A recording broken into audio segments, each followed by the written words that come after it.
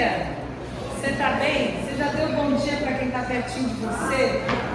Já deu, né? Já comeu bolo, já tomou café. Essa é a parte boa da comunhão, né?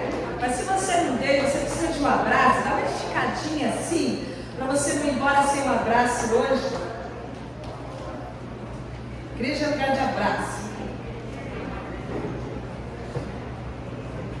Muito bom ter vocês aqui nessa manhã, uma vez que nós estamos juntos mais uma vez, em nome de Jesus, para a glória de Jesus, para lermos a palavra de Deus. E hoje eu queria ter um tempo com vocês, talvez um pouco mais como um estudo bíblico, que a gente vai ler um pouquinho mais de Bíblia. Eu vou dar uma lambuja para você que não teve tempo de ler a Bíblia nessa semana, mas não garante para a semana que vem, tá? É só para a semana passada. E a gente vai estar junto, pensando um pouco sobre a conexão que existe entre a primeira Páscoa e a redenção em Cristo Jesus. Quando a gente fala de Páscoa hoje, além dos ovos de Páscoa, além de um tempo que a gente tem em família, nós, e eu digo nós, a nossa sociedade, a nossa cultura, ela remete à Páscoa dos judeus. Ela remete àquele momento de saída, de libertação do povo de Israel que estava escravizado no Egito. E eu queria ver com vocês o quanto que essa saída, ela tem referência com a redenção em Cristo Jesus. Como a libertação do povo, mas principalmente o momento da Páscoa, a preparação para a Páscoa aponta para a cruz de Cristo. De forma que a primeira Páscoa, essa Páscoa dos judeus, essa Páscoa que a gente encontra em Êxodo 12, ela, na verdade, cadê a luz? Filha, está no último, põe para mim primeiro, por favor. Sim. Ela aponta para a redenção em Cristo Jesus.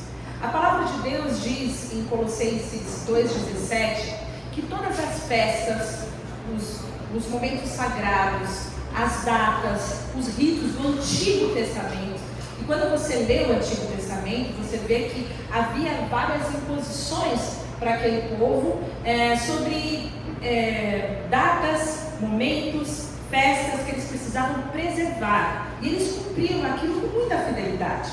E tudo aquilo, de acordo com a palavra de Deus, obrigada, filha, em Êxodo, em Colossenses 2,17, aponta para a sombra das coisas futuras. Tudo o que aconteceu no passado, todas as festas do passado, você vai encontrar uma relação dessas festas em Levítico 23, elas apontam para algo que seria revelado no futuro. Elas apontam para Cristo Jesus. De forma que quando a gente olha para a Páscoa hoje, a gente entende que a Páscoa dos judeus é uma sombra da redenção, é uma sombra da cruz. As festas santas, isso está em Colossenses 2,17, são sombras das coisas futuras. Quando você abre a sua Bíblia, em Levítico 23, ela vai dizer, enumerar algumas festas sagradas que aquele povo tinha que guardar. E entre elas, no versículo 4 e 5, vai dizer o seguinte, que essas são as festas fixas do Senhor, as reuniões sagradas que vocês proclamarão nas datas estabelecidas. E aqui está escrito a Páscoa do Senhor, que começa no entardecer do 14º dia do primeiro mês. É por esse motivo que é tão importante a gente estudar junto e a gente compreender o que é o Antigo Testamento.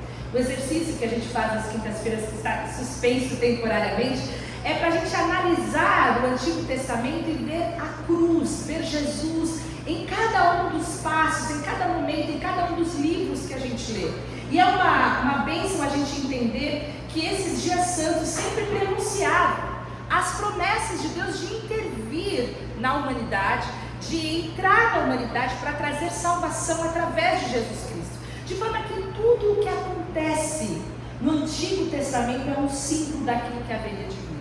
Por isso que ele é tão necessário, por isso que é tão importante a gente entender e compreender o que estava sendo revelado no Antigo Testamento. E a Páscoa, o momento da saída do povo, é o ápice do Antigo Testamento. É o grande momento do Antigo Testamento, é essa saída do povo de Israel. O momento em que o povo de Deus, que estava escravizado no Egito, é liberto para sair, então passar aqueles anos do deserto até encontrar a terra prometida. E quando nós entendemos que no Antigo Testamento o ponto alto é essa libertação, no Novo Testamento o ponto ponto alto é a cruz de Jesus. É o momento em que Jesus é colocado naquela cruz do madeiro, onde o seu sangue é derramado, um sangue inocente, um sangue do Deus que se fez homem, do Deus que habitou entre nós, que viveu uma vida santa, que teve um ministério onde a glória de Deus foi revelada, e ele se entrega de forma vicária para fazer a expiação dos nossos pecados, porque nós não teremos como nos salvar. Todos nós nascemos em pecado, e era necessário que, para que a gente tivesse contato com Deus absolutamente santo, nós tivéssemos o sangue de Jesus nos cobrindo e nos purificando de todo pecado, para que então, limpos e lavados por esse sangue, nós pudéssemos retornar ao propósito inicial de Deus, que era ter uma família, que era ter comunhão, que era se assentar na mesa conosco, como nós cantamos aqui. Então, quando nós olhamos para a cruz, nós vemos o grande amor de Deus sendo revelado. Depois que Deus levantou Moisés como libertador do Egito, era necessário que aquelas pessoas que estavam escravizadas no Egito fossem libertas por ordem do faraó. E você vai ler nas escrituras ali em Êxodo que o coração do faraó se endurecia. Outras vezes Deus endureceu o coração de faraó, de forma que foram 9 pragas até que a gente chegasse na Páscoa.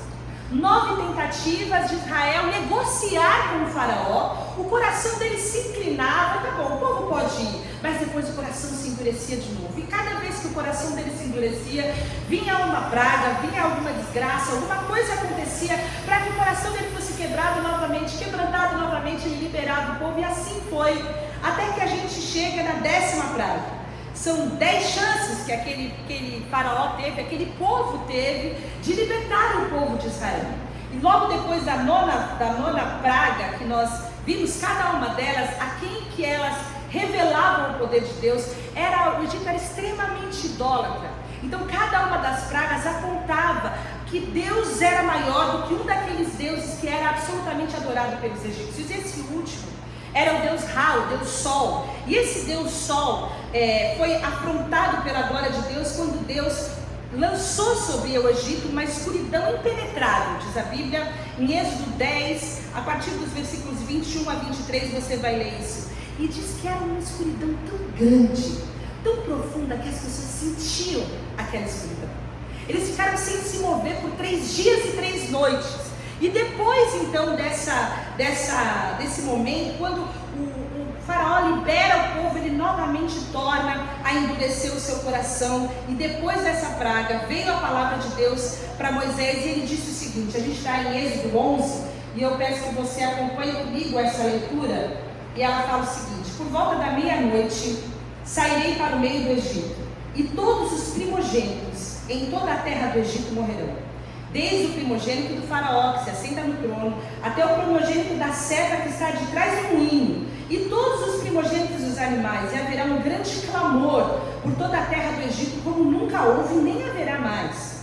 E tem mais, em versículo 12 do capítulo 12, Deus fala através de Moisés: eu passarei pela terra do Egito essa noite, e ferirei todos os primogênitos da terra, tanto os homens como os animais. Essa era a última praga. Era a morte de todos os primogênitos do Egito. Todos os primogênitos do Egito morreriam naquela noite. Se Moisés, falando com o faraó não liberasse o povo, e Moisés, falando com o faraó, ouviu mais uma negativa por parte de faraó, que endureceu seu coração. E aí, quando a gente lê na continuidade do capítulo 12, já nos versículos 29 a 30, a palavra de Deus fala que à meia-noite o Senhor Deus matou os filhos mais velhos de todas as famílias do Egito, desde o filho do rei, que era herdeiro do trono, até o filho do prisioneiro que estava na cadeia, e também matou a primeira cria dos animais. E naquela noite o rei, os seus funcionários e todos os outros egípcios saíram da cama. É que em todo o Egito, prestem atenção, em todo o Egito havia gente chorando e gritando, pois em todas as casas havia um filho morto. É um momento de muita dor, é um momento de muita tristeza. Nós que temos filhos ou que somos filhos mais velhos, nós que podemos entender o grito, o desespero daquela madrugada. Quando todos saíram da cama com um grande lamento, e a palavra de Deus fala que não havia uma só casa onde não tivesse morrido alguém. E como que aconteceu então a liberação desse povo de Israel? A gente continua na leitura que fala que nessa mesma noite o rei Mandou chamar Moisés e Arão e ele disse: saiam daqui vocês e todos os outros israelitas, deixem o meu país, vão adorar a Deus o Senhor como vocês pediram, peguem as suas ovelhas e cabras, o seu gado, vão embora, peçam a Deus que me abençoe. Os israelitas fizeram como Moisés havia ordenado e pediram aos egípcios joias de prata, de ouro, de roupas, e o Senhor fez com que os egípcios dessem de boa vontade aos israelitas tudo o que eles pediam. Assim o povo de Israel tomou a riqueza dos egípcios. Os israelitas saíram a pé de Ramassés e foram para Sucote, eram mais ou menos 600.000 homens, sem contar as mulheres, as crianças e os velhos. Com eles foram muitas outras pessoas e também muitas ovelhas e cabras e muito gado. E essa é a parte que a gente conhece. Essa é a parte que a gente conhece da grande libertação do povo de Egito. 600 homens, fora mulheres, crianças e idosos. A gente, alferes, estudiosos, alferes, que eram em torno de 2 milhões de pessoas que saíram junto com Moisés naquela madrugada. 2 milhões de pessoas que serviam ao povo do Egito, que estavam sendo escravizados, que estavam já sem cultura, não tinham mais conhecimento de quem era o seu Deus, de quem era o seu Senhor. O texto fala que muitas gentes, muitas pessoas, no original quer dizer um misto de gente, saiu junto com eles. Provavelmente enquanto eles estavam ali, eles se casaram com alguns egípcios, ou outras pessoas viram o grande poder de Deus e obedeceram a voz de Moisés, que nós já vamos seguir. E todas as pessoas que tinham aquilo que nós vamos fazer, a obediência da ordem de Deus, foram libertas naquela noite junto com o povo de Deus. Houve uma grande libertação, houve uma grande gente misturada, e a gente entende que essa última praga foi um julgamento universal. Quando a palavra fala que não havia em uma só casa alguém que não estivesse morto, isso aponta, toda essa praga, todo esse grande significado aponta para a vida do Messias. A diferença dessa praga para todas as outras, e a gente teve a oportunidade de estudar isso na quinta-feira, quem está aqui se lembra, é que nunca, nenhuma das 9 pragas foi direcionada também para o povo de Israel. Quando a gente abre, e a gente não vai ter oportunidade de ver todas, mas a peste não matou o gado do pessoal de Israel, as úlceras não tinham estourado no corpo de ninguém do povo de Deus, o gafanhoto não devorou a terra de ninguém, os granizos, as tempestades não destruíram também as colheitas. Quando o sol foi apagado, que ficou 3 dias e 3 noites, havia luz na terra de Gósen, onde estava o povo de Deus reunido. Então, nenhuma das outras pragas houve um direcionamento para o povo de Deus também sendo incluído, mas essa praga, esse julgamento foi diferente, foi universal, porque todos os que viviam na terra do Egito veriam a morte naquela noite. Foi uma noite de terrível dor, e a saída do povo de Deus e a morte dos primogênitos é um grande significado, um símbolo para nós entendermos sobre a necessidade de pedir o perdão dos nossos pecados, de redenção e de salvação. Essa é a grande mensagem para aquele povo. No começo dos evangelhos você vai encontrar uma figura, um sujeito chamado João Batista. Você vai ler sobre ele em Mateus 3. Ele era alguém que veio para anunciar o arrependimento, e ele fala: vocês precisam se arrepender, vocês precisam se arrepender do pecado de vocês precisam entender que vocês estão em pecado, vocês precisam de uma vida nova. E ele estava lá no meio do deserto pregando. Todas as pessoas que se arrependiam e se convertiam eram batizadas no Rio Jordão, mas em dado momento ele teve uma visita dos fariseus e dos saduceus, que eram os religiosos da época, que era esse povo de Israel aqui. E ele fala para ele: vocês também precisam se arrepender. Vocês não podem se garantir que vocês são semente de Abraão, porque Deus pode suscitar dessas pedras aqui semente de Abraão. Vocês precisam se arrepender dos seus pecados. Tem um machado posto na raiz, e toda árvore que não dá um fruto bom, ela vai ser cortada.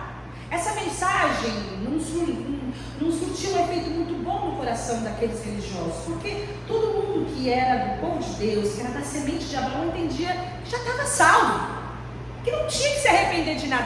Eles se garantiam na prática desses montes de ritos e festas e situações onde eles tinham que obedecer de uma forma minuciosa, e eles entendiam que a obediência à lei era suficiente para garantir para eles um lugar no céu, a salvação.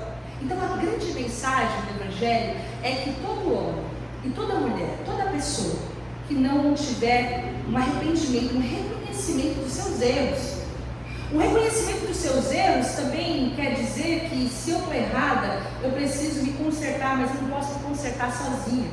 Quando eu reconheço o meu erro, eu reconheço que eu preciso de um Salvador.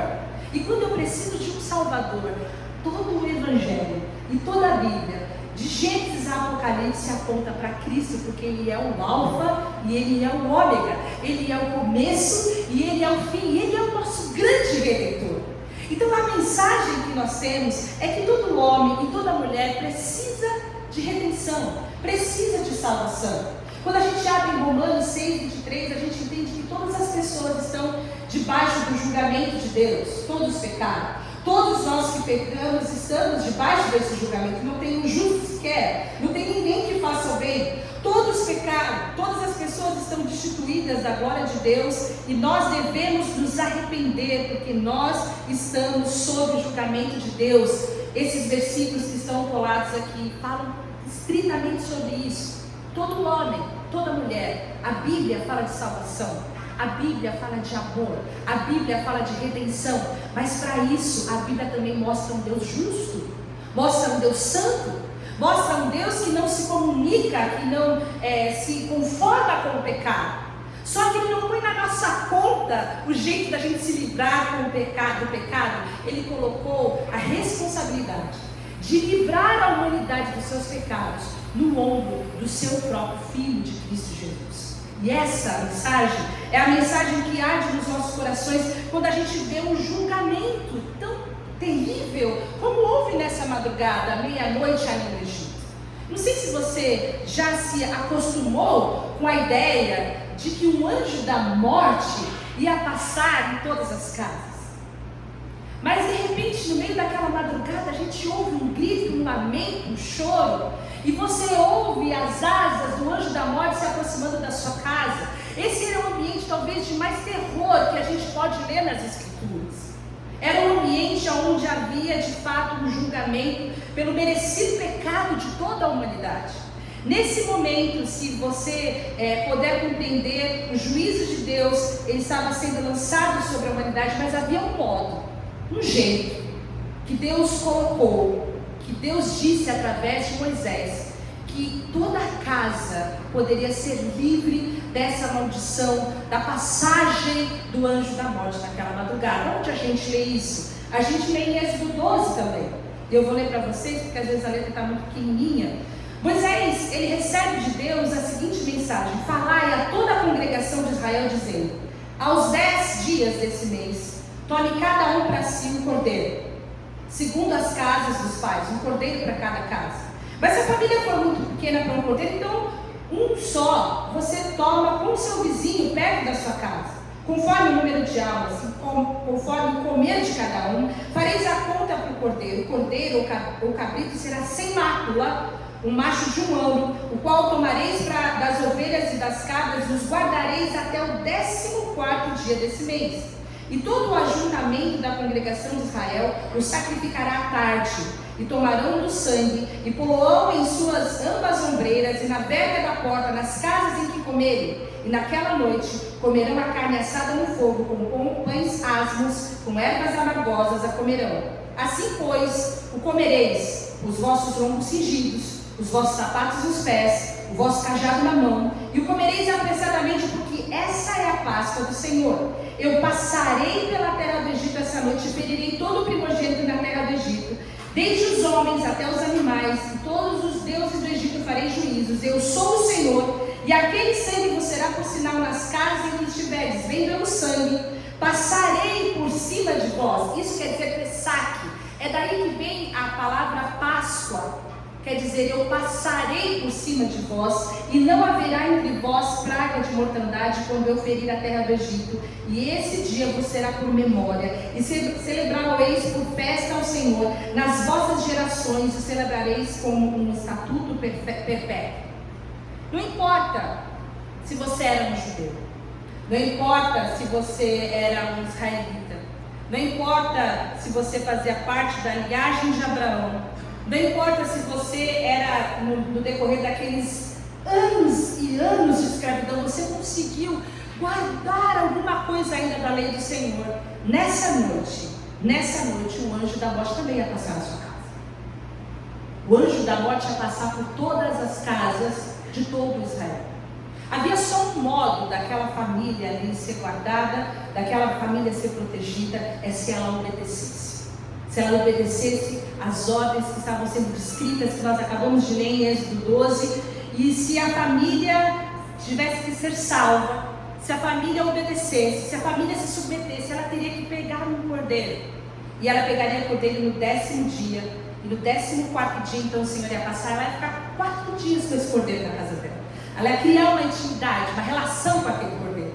Aquele cordeiro ia fazer parte da família, então ela ia partir, ela ia entregar, ia sacrificar, e aquele sangue daquele cordeiro seria colocado nos umbrais das portas, para que quando o anjo da morte passasse, cada casa em que tivesse o sangue do cordeiro aspergido nas portas, seria livre, seria salvo. Toda a casa, todo lugar, em cada momento daquela noite, a gente entende que para que uma vida fosse salva, uma outra vida precisaria ser sacrificada. Essa é a mensagem da Páscoa. Que para que alguém fosse salvo, outra pessoa tinha que morrer em seu lugar. E essa outra pessoa, outro alguém, e esse alguém escolhido por Deus naquela madrugada, naquela noite, foi um cordeiro. Um cordeiro, então, foi um substituto para que os primogênitos da casa do povo de Deus não sofressem nenhum dano. Por quê? Porque o salário do pecado é a morte, e a morte pagaria a penalidade do pecado naquela casa. O sangue de expiação, o sangue que estava jorrando nas portas, marcando as portas, era o sangue que trouxe o perdão dos pecados naquela casa. Então, para que houvesse a libertação e a salvação, em cada casa houve a oferta de um cordeiro. Vocês estão comigo? Em cada casa, naquela noite, naquela madrugada, houve a oferta de um cordeiro, que foi um substituto para que houvesse salvação naquela casa. Isso aponta para a cruz de Cristo. Isso aponta para o nosso Senhor Jesus. Quando houve a passagem, quer dizer que o anjo da morte passou e não teve nenhum tipo de mortandade naquela casa, porque o sangue do cordeiro estava aspergido naquelas portas. O Deus de Israel é aquele que protegeu aqueles que estão dentro da casa, aqueles que estavam por trás, guardados e protegidos por trás do sangue do cordeiro. O sangue do cordeiro garantia a vida e a salvação para todos aqueles que obedeceram a Deus. Mas em todas as casas havia morte. Naquela madrugada a pergunta era: quem morreu? Porque ou tinha morrido um filho ou tinha morrido um cordeiro. Mas em toda casa, conforme a promessa de Deus, houve morte ali no Egito. A pergunta é: quem morreu? Foi um filho ou foi um substituto? Foi um filho ou foi um cordeiro? Porque Deus é justo. E havia também, dentro daquelas casas do povo de Israel, pecadores que mereciam a morte. E essa é a grande verdade sobre a salvação e sobre a graça. Porque não há ninguém que seja bom o suficiente para ser livre, para se sentir justo, para ser isento da penalidade do julgamento de Deus. Não tem uma única pessoa que possa se apresentar com as suas obras, com as suas credenciais, com as coisas boas que faz, com suas boas intenções, e possa se apresentar diante do grande julgamento de Deus e falar: eu estou pronto, eu estou livre, pode analisar minha vida e ver que eu sou bom o suficiente para ser salvo. Não tem ninguém, não tem ninguém. Tem uns melhores que outros, mas não tem ninguém que seja bom o suficiente para ser salvo. Então, quando nós estamos debaixo do julgamento de Deus, por causa dos nossos pecados, a gente entende que há necessidade de salvação, há necessidade da expiação, há necessidade do perdão, há necessidade de que nós sejamos livres de algo que nós não podemos nos livrar sozinhos. E ali, naquela madrugada, houve a oferta de um cordeiro. O judeu, que foi criado com toda a ideia, em todas as eras e séculos, de que eles eram pessoas compradas pelo sangue. Cada vez que eles se reuniram e se reúnem, em cada Páscoa, eles entendiam que eles estavam comemorando o dia em que eles foram livres por causa do sangue do cordeiro que foi derramado. Nós entendemos que esse é um proto-evangelho, é o evangelho que vem antes do evangelho, porque ele aponta para Cristo Jesus. Tem um versículo de nosso amigo João, esse que foi o precursor de Jesus, e quando ele pregava, em um momento em que ele pregava, ele viu Jesus. Ele estava lá no deserto e ele viu Jesus. E quando ele viu Jesus, ele falou o seguinte: esse é o Cordeiro de Deus que tira o pecado do mundo. Jesus é o Cordeiro de Deus. Essa é a primeira testificação de Jesus que nós temos na palavra. Aponta para essa madrugada, onde um cordeiro foi morto para que houvesse vida. E quando João vê Jesus, ele fala: esse é o Cordeiro de Deus. E ele não vai tirar o pecado de uma casa, ele vai tirar o pecado, ele vai expiar o pecado de toda a humanidade. Esse é o Cordeiro de Deus que tira o pecado do mundo. Em 1 Coríntios 5, 7, Paulo fala que Cristo é a nossa Páscoa, porque ele foi sacrificado por nós. Cristo é o Cordeiro Santo de Deus, ele é o Cordeiro de Deus que fez a expiação pelos nossos pecados. Isso está em Apocalipse 13, 8. Então a instituição da Páscoa era um prenúncio, era uma sombra, era um apontamento para essa redenção que nós experimentaríamos em Cristo Jesus. Quando toda a humanidade de uma única vez seria livre dos seus pecados. O sacrifício da Páscoa foi esse próprio evangelho, o evangelho antes do evangelho, que apresentava a expiação dos pecados pela entrega de um cordeiro.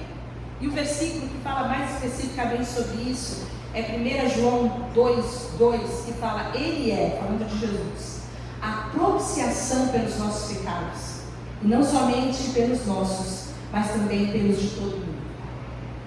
O que é propiciação? Tem umas palavras complicadas que se a gente não entende, a gente não entende nada. Propiciação é um conceito da palavra de Deus teológico que se refere ao ato de afastar a ira, de tornar Deus favorável, de propiciar, de permitir a reconciliação de Deus com a humanidade. Então, quando você entende, você fala que ele é a reconciliação de Deus com a humanidade. Ele é que tornou Deus propício, Jesus, para perdoar os nossos pecados, mas não só os nossos. Por causa daquela morte, daquele sacrifício na cruz, o Cordeiro de Deus, o Cordeiro Santo de Deus, tirou o pecado de toda a humanidade, de todos aqueles que nele crescem, para que eles pudessem ter a vida eterna. Então, ao longo de todos os dias, de séculos, de milênios, inúmeros, incontáveis, milhares de cordeiros foram mortos. Quantos cordeiros foram mortos e sacrificados para trazer a expiação, para trazer o perdão do pecado daquele povo de Israel? Mas a palavra de Deus fala que havia um único cordeiro, um único que uma vez se entregaria. E esse único que foi entregue, que foi Cristo Jesus, acabou de vez com a necessidade de todos os outros sacrifícios, porque o seu sangue era puro, o suficiente para perdoar toda a humanidade dos seus pecados. Por causa do Cordeiro, por causa de Cristo Jesus, que é a propiciação dos nossos pecados, nós temos reconciliação com Deus. Jesus é aquele que, por meio das suas pisaduras, trouxe a cura para as nossas vidas. Foi por causa da sua morte que nós vivemos. Jesus teve uma vida linda, deixou exemplos maravilhosos de como nós devemos amar, de como nós devemos perdoar, de como nós devemos servir, mas não foi a vida de Jesus que trouxe vida para nós, foi a morte de Jesus, foi o sacrifício de Jesus que trouxe vida para nós. 1 Pedro fala que vocês sabem que não foi por meio de coisas perecíveis, como prata e ouro, que vocês foram redimidos da sua maneira vazia de viver, transmitida por seus antepassados, mas vocês foram redimidos, quer dizer, salvos, por causa do precioso sangue de Cristo, como de um cordeiro sem mancha e sem defeito. Vocês se lembram do cordeiro que precisava ser entregue? Era um cordeiro sem mancha e sem defeito, que precisava ser comido com ervas amargosas, ervas amargas, para lembrar da tristeza e da dureza da escravidão, e com pães sem fermento, porque dizia sobre a pressa daquele povo. E já come pronto, já come preparado, já come com o sapato no pé, já come trocado. Eu brinquei na quinta-feira, já come com a chave na mão, porque vai soar o apito e vai todo mundo sair junto. Era a grande libertação. E esse momento de grande libertação só foi possível por causa de um cordeiro que foi entregue, por causa do sacrifício, por causa da substituição. 1 Pedro ainda fala que ele mesmo levou em seu corpo, Jesus, os nossos pecados sobre o madeiro, a fim de que morrêssemos para os pecados e vivêssemos para a justiça. Por suas feridas vocês foram curados. Essa é a mensagem da Páscoa. Essa é a mensagem, esse é o motivo pelo qual há tanta celebração e uma antecipação, e o nosso coração se prepara para o grande dia onde nós vamos comemorar a nossa grande libertação. Porque se aquele povo foi liberto da escravidão do Egito, nós fomos libertos da escravidão do pecado. Nós somos libertos da escravidão das imposições, das influências do mundo sobre a nossa mente e sobre o nosso coração. Nós somos libertos sobre toda a nossa inclinação carnal, que faz com que a gente tenha uma luta contínua, que o bem que a gente quer fazer a gente não consegue, mas o mal que a gente quer que se afaste da gente é sempre que a gente faz. Mas por causa da cruz de Jesus, houve em nós um novo nascimento, um preenchimento pelo Espírito Santo de Deus, que é quem nos capacita a vivermos em novidade de vida. E isso é Páscoa para nós. Quando Deus passa por cima dos nossos pecados, não os ignorando, mas perdoando cada uma das nossas faltas, cada um dos nossos erros, cada uma das nossas culpas, dando para nós uma nova chance. E essa nova chance se renova todos os dias, porque Ele é um Deus de bondade e de misericórdia, que se renova sobre nós todos os dias. Todos os dias, por causa do sangue de Jesus, você tem uma nova chance de viver da forma direita, de viver de acordo com a vontade de Deus, porque o Espírito Santo habita em você. E Ele habitando em você te dá graça suficiente, gerando um fruto de alegria, de amor, de paz, de mansidão, de longanimidade, de bondade. Esse é o nosso Deus. Um Deus que faz com que a gente agora seja livre. Já não tem mais nenhuma condenação, Romanos 8, para aqueles que estão em Cristo Jesus. Não tem ninguém que possa vir te colocar o dedo na cara ou te acusar de alguma coisa, porque todos os seus erros foram carregados na cruz do Calvário.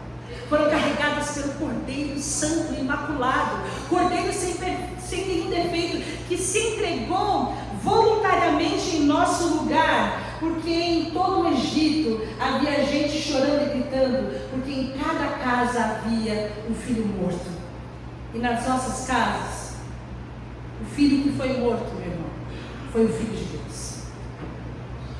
E essa é a loucura da justiça de Deus, porque ela é misturada com graça. Nós também mereceríamos esse julgamento. A gente não é diferente daquele pessoal, acredita em mim. Mas a graça de Deus está em que o seu único filho, que só se tornou primogênito depois da cruz, quando cada um de nós também fomos chamados para fazer parte da família de Deus, o filho dele foi morto em nosso lugar. O filho de Deus foi morto para que o seu filho não precisasse ser morto, para que o julgamento não viesse sobre a sua casa. E isso é graça de Deus. Essa entrega voluntária, esse é a nova aliança que Jesus fez, porque num dia como esse da Páscoa, Jesus reunido com os seus discípulos, Ele falou: eu quero fazer uma nova aliança com vocês, porque a antiga aliança era essa, onde eles comemoravam a libertação do Egito, mas agora ia ter um novo sacrifício, não mais os sacrifícios daqueles cordeiros, daqueles inúmeros cordeiros que morreram naquela madrugada, mas um cordeiro seria partido, um cordeiro seria moído, um cordeiro seria envergonhado, seria machucado. Naquela madrugada duvidariam dele, o exporiam, haveria toda uma ridicularização em Jesus, mas mais do que isso, ele tomaria sobre si o pecado de toda a humanidade, ao ponto de clamar: Senhor, Pai, por que me abandonaste? E essa noite, que foi uma noite terrível, tão terrível quanto a noite daquela madrugada, o peso de todo o pecado, de todo o julgamento ficou nos ombros de um único filho que foi morto, que foi o Filho de Deus. Quando nós pensamos sobre isso, nosso coração é um coração que deve se quebrantar em adoração a Jesus. Quando nós louvamos, nosso coração deve ser dele. Ele deve ser o nosso único. Existem coisas que nós podemos conquistar nessa terra, muitas coisas boas. A gente trabalha, a gente luta. Existe uma alegria quando a gente conquista alguma coisa material, ou a gente dá um passo à frente das nossas conquistas profissionais, quando a gente tem a nossa família e os nossos filhos. São coisas maravilhosas que essa terra, esse mundo pode nos dar. Mas nada disso pode se comparar com as promessas que nós temos na eternidade. A vida que a gente tem aqui, por mais intensa e maravilhosa que seja, vai durar o quê? 80 anos, 90 anos, 100 anos. Mas o que será da eternidade daqueles cujo sangue do Cordeiro não está aspergido em seus corações? Como será quando nós nos apresentarmos diante de Deus sem o perdão dos nossos pecados? Há uma graça maravilhosa revelada na cruz, onde nós somos o que somos, não por nossos méritos, mas por causa da graça de Deus. Onde o perdão, a salvação e a reconciliação conquista para nós a eternidade de um relacionamento com Deus. Jesus, que foi sacrificado pelos nossos pecados, que morreu, Ele ressuscitou em glória.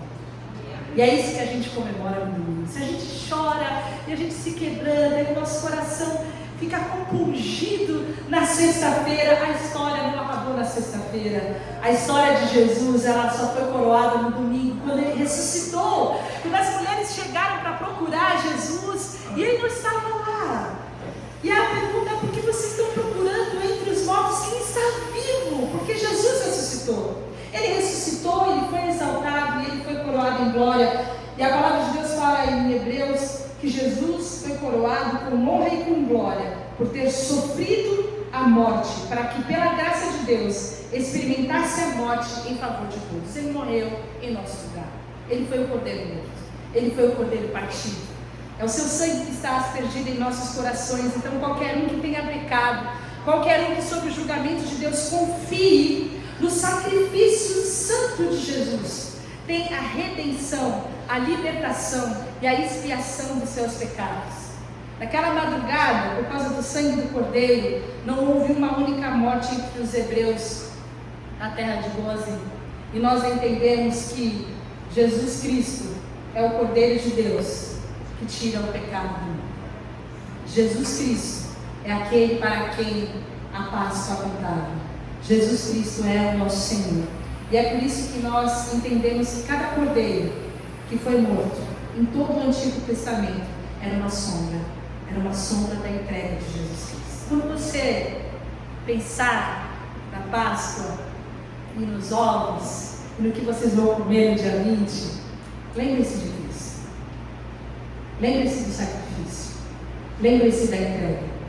Lembre-se que um cordeiro foi morto, que um filho também morreu em nosso lugar, para que a gente pudesse desfrutar da vida eterna com Deus. Essa é a mensagem que eu queria deixar para os nossos corações, para que você vá glorificando, vá adorando, permita que seu coração se encha por essa graça, por esse amor, por essa entrega, por essa substituição, pelo perdão dos nossos pecados, irmãos. Nós somos livres, somos família, somos irmãos por causa desse sangue. Por isso que a Páscoa é tão importante para nós. Por isso que a Páscoa dos judeus, ou a Páscoa do Senhor, como diz a Bíblia, é tão importante para nós. Porque desde lá nós vemos um prenúncio para a graça de Deus, para o amor de Deus, o amor em Cristo Jesus. Vamos orar. Senhor, nós te agradecemos, porque o Senhor amou o mundo de tal maneira que deu o seu único Filho, para que todo aquele que nele cresce não perecesse, mas tivesse a vida eterna.